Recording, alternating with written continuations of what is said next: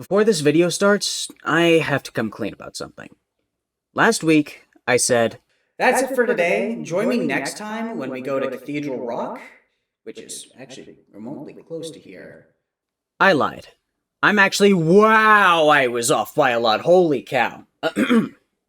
Anyways, I hope you all find it in your hearts to forgive me for such a mistake. And with that out of the way, let's just get into the video.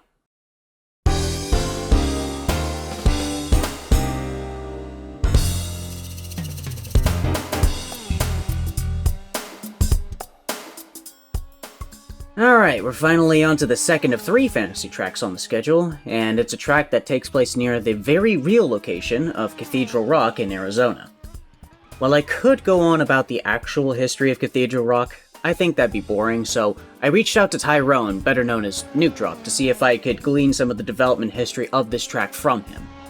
The inspiration for the track came to him one day when he saw a random picture of Cathedral Rock online, presumably one shown through the revolving lock screen images of Windows 10, and in his own words, just thought, hey, let's build a racetrack here.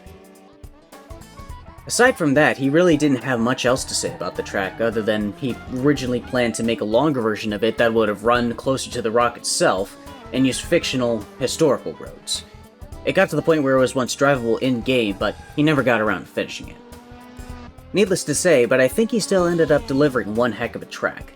The El Capitan course from Gran Turismo 4 springs to mind when I think of a track like this, and aside from it being absolutely gorgeous to look at, especially at night, it provides a unique challenge when it comes to navigating it with these GT2 cars that we've been racing. But to get into more details about what those challenges are, we need to get into the Hotlap.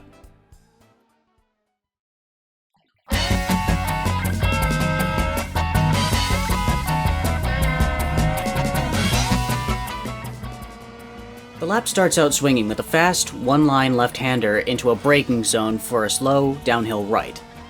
Use the first Arizona board for your braking reference, aim for the apex of turn 3, and then swing the car to the left to go through 4.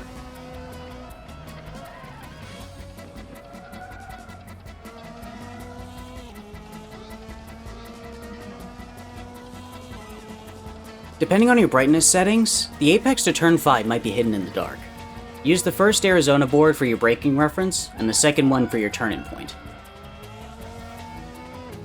The first hairpin really doesn't have any good references for braking in the dark other than the first 2 trees on the right.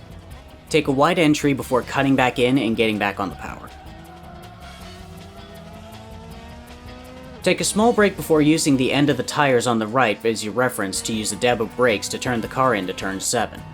The car understeers massively if you don't pick up the power immediately, and the rear gets light on exit, so balancing with the throttle will be critical.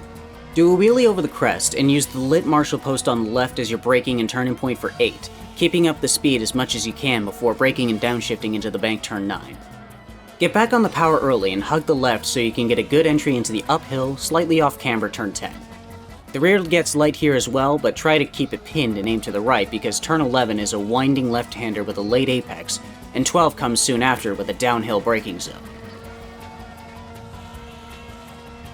Roll the car through the corner until you feel the front grip up, and gradually get on the throttle and follow the path of least resistance to the final hairpin, and aim for a late apex there.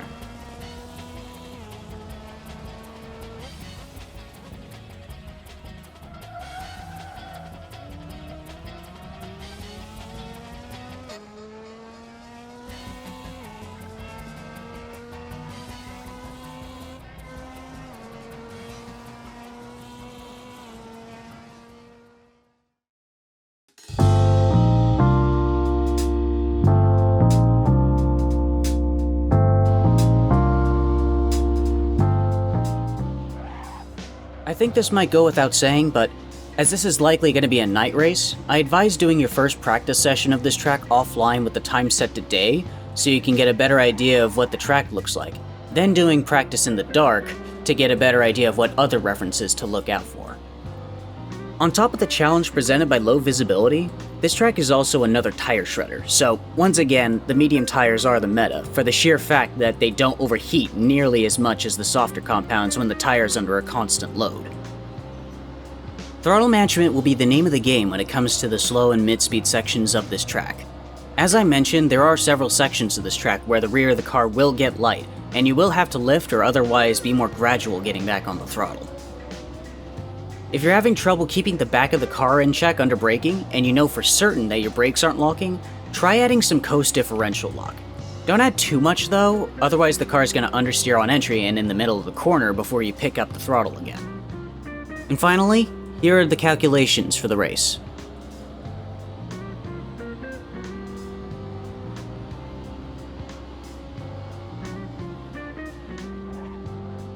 And while that does it for this week's track guide, I have a few things that I want to say before I close it out. First and foremost, I want to thank Tyrone so much for his time in replying to my messages. And if you liked the track that you saw today, I highly recommend going out and checking his Patreon, because he has done a lot more stuff over there.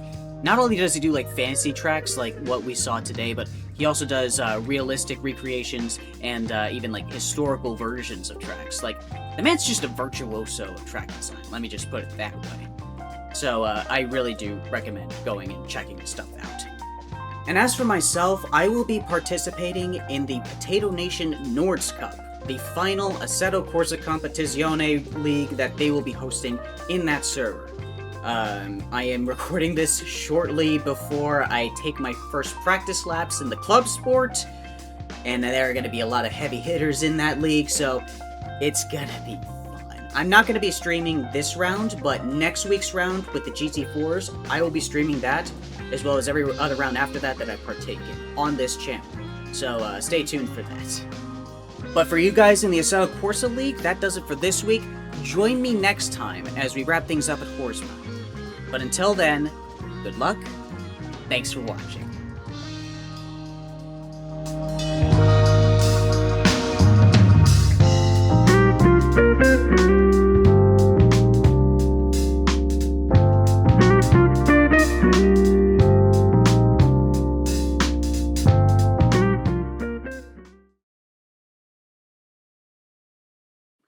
First of all, I want to give a big thank you to Tyrone for his time in replying to my messages.